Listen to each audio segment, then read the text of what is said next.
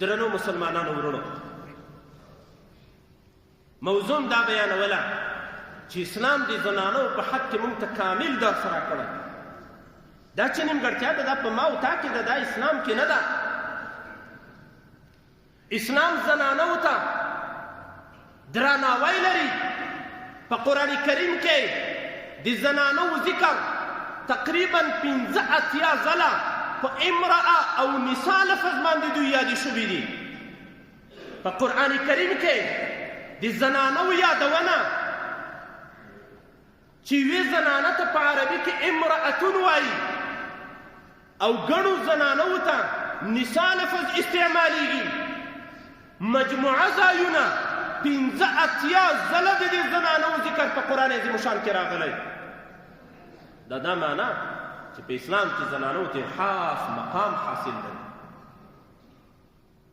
په قرآن عظیم شان کې بس یو سورت دی د سورة النساء په نوم باندې. په دې کې د زنانو مسائل بیان دي. سورة التحریم دې کې د زنانو مسائل دي. سورة الطلاق په 28مه سپاره کې دې کې د زنانو مسلې بیانېږي.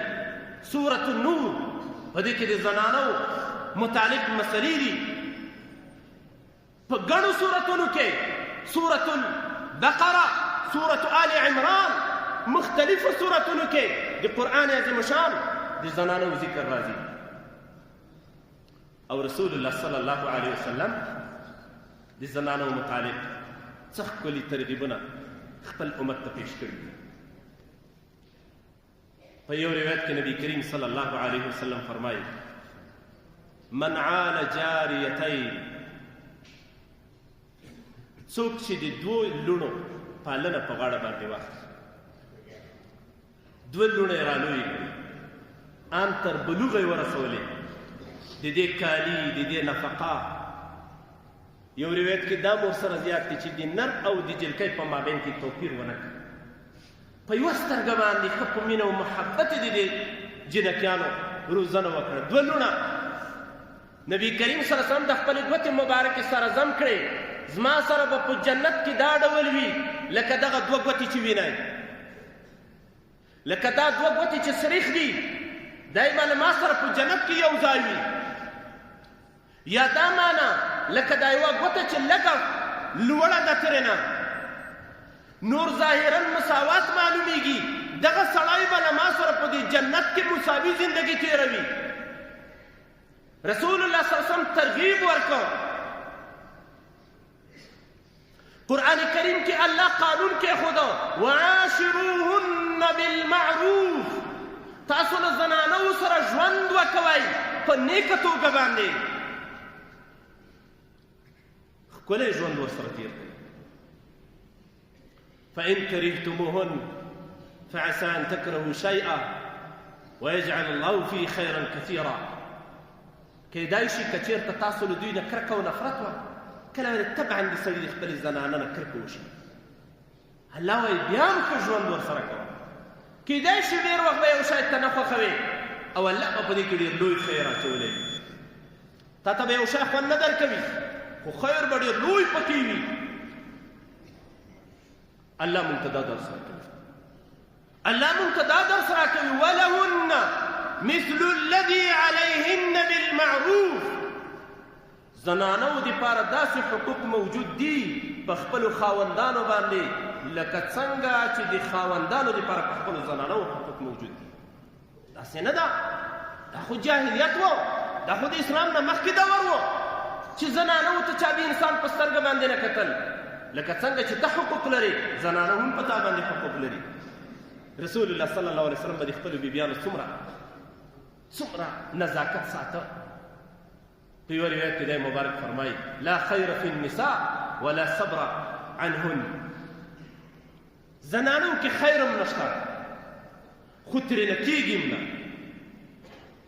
کله کله په دوی کې بېخوندي هم موجوده وي، خو د الله پیغمبر فرمایي د دې نه صبر هم نشي کېدی. دا څومره انسانان چې پیدا شوي دا ټول د زنانو اولاده ده که نه، دا له زنانو نه پیدا دي. او نبی کریم صلی الله علیه وسلم با دا فرمایل: یغلبن الکریم ویغلبهن اللئیم. کریم سړی، قدرمن سړی هغه وي چې زنانه ورباندې غالب وي. یوه ټوکه خلک کوي وایي چې په ملایانو باندې ښځې باري وي. نبی کریم صلی الله علیه وسلم فرمایي زنانه په کریم سړي باندې غالبه کېږي، شریف او عزتمن سړي باندې. او څوک چې په ښځه غالب کېږي دا لئیم سړی وي، بېکاره سړی. د الله پیغمبر دا وایي. اوس دی مبارک بیا وروسته وایي زه دا خوښوم چې زه د مغلوب یم او کریم دی یم. زنانه وي دې په ما بري وي، خو کریم دی یم، له کرامته دې نه یم وتلی. او په یو بل روایت کې دا فرمایي خیرکم لاهله. تاسو کې بهترین هغه څوک دی چې د خپل اهل سره بهتر وي. چا چې د خپلې خلخانه سره ښه ګزاره ده، په خوش طبیعتۍ کې وخت تېرېږي، په مینه او محبت کې وخت تېرېږي، په متقابل احترام او درناوي کې وخت تېرېږي. د الله پیغمبر دا فرمایي دا په تاسو کې بهترین شخصیت دی. موږ تاسو پښتو کې هم دا وایو په خپله ښځه خو هندوم بر وي، په ښځه خو د هندوم زور بر وي. دا وایو که نه؟ موږ متلونه ښه دي، عمل هم کمزوری دی. څه ښکلی متل دی په ښځه خو هندوم زور بر وي. نو هغه خو الله کمزوري پیدا کړې که په هغې باندې خو کمزوری سړی هم بر وي. ته چې زور آزمویې خو د خپل سیال سره یې وازمویه. دا خو یو کمزوری مخلوق الله تا ته په کور کې درکړی. او بیا زموږ د اسلام د افغانستان او د پښتنو زنانه وي، سبحان الله، عجیبه حیا، عجیبه قدرداني الله دوی ته نصیب کړې ده. د نورو دنیا زنانه وي داسې نه دي. د افغانستان زنانه وي ډېرې باعفته زنانه وي دي، ډېرې متقي او دینداري زنانه وي دي. تاسې وګورئ چې کله نفلي روژې وي په کور کې تر ټولو زیاتې روژې زنانه ونیسي. کله چې د صدقې او د خیرات خبره شروع شي خپل زیورات خرڅوي، د خپلې لښتۍ نتکۍ راخلي هغه صدقه کوي. کله چې د لمانځه ذکر شي تر ټولو ډېر نفلونه دوی کوي. کله چې د حیا او د پردې خبره یاده شي تر ټولو زیاتې حیاناکې هم دوی دي. داسې صفات الله دوی ته نصیب کړي. الله عز وجل دې موږ او تاسو ته توفیق را نصیب کړي چې په دغه ضعیف او کمزورو زنانو باندې موږ ظلم او بربریت ترسره نه کړو. په اسلام کې دوی ته په مال کې حقوق دي. ژوندی لونه ښخول دا ختم شول. د دوی بېعفتي ختمه شوه، د دوی بېعزتي ختمه شوه، د دوی قتلول ختم شول. په اسلام کې د نفقې ذمهداري دا د دې په پلار باندې الله کېښوده. ان تر دې پورې دا ودیږي کله چې واده شي بیا د دې نفقه الله د دې په خاوند باندې ایښې ده. د دې مزدورۍ ته ضرورت نشته. دا به زنانه به مزدوري نه کوي، د بادشاه غوندې په کور کې اوسېږي. په تعلیم کې دا حق لري، د دین په زده کړه کې دا حق لري. دا د الله یو مکلف مخلوق دی. د خیر امور ټول دوی ته متوجه دي. په قرآن کریم کې د دوی جلا حقوق ذکر کېږي. البته په مالي امورو کې بیا په دوی باندې مزدوري نه کېږي، په دوی باندې تجارت هم ترسره کېږي. ته ولې مزدوري نه کوي؟ نن تاسو د غرب د ټولنې حال وګورئ. په نوره دنیا کې په اوس دور کې زنانه عسکره ده. کوم کار چې نارینه ترسره کوي همغه کار زنانه هم ترسره کوي. لکه په نارینهو کې چې پنډیان شته په زنانهو کې هم پنډي موجود دی، ټرکونه خالي کوي. لکه په یوه کارخانه کې چې نارینه لګیا دي خولي ورباندې بهیږي، زنانه هم لګیا دي. لکه نارینه چې کومه وظیفه اجرا کوي همغه وظیفې دپاره زنانه هم استخدام دي. اوس د خپل عقل هم چې په کار باندې واچو قطع نظر د اسلام او د کفر نه. زنانه الله داسې پیدا کړې ده چې په بدن کې کمزوري موجوده ده. دا یو. زنانه الله داسې پیدا کړې ده چې میاشتنۍ مریضي په دې باندې راځي. دا دوه. زنانه الله داسې پیدا کړې ده چې هغه بچي راوړي 9 میاشتې د خپل اولاد په خېټه باندې ګرځوي. زنانه الله داسې پیدا کړې ده چې د دې غېږه د دې د اولادې دپاره روزنتون دی، شیدې ورکوي، تربیه یې کوي. زنانه د خپلو ماشومانو ګندګي صفا کوي، خپل ماشومان وینځي، د دې پالنه په غاړه باندې لري. زنانه خپل خاوند ته په کور کې کالي وینځي او د کور کارونه ترسره کوي. اوس د خپل عقل چې متوجه کو، که دې زنانه ته دا ووایو چې نفقه به مېړه نه درته راوړي، خپله مزدوري وکوه، ورشه بازار کې ګاډۍ وګرځوه، خپله پیسې وګټه او خپل ځان ته دې په خپله روزي پیدا کړه. زمونږ او ستاسو عقل څه وایي چې دا په دې زنانه باندې یو لوی ظلم دی او که د دې احترام دی. دا خو موږ په دې زنانه باندې ظلم وکاوه.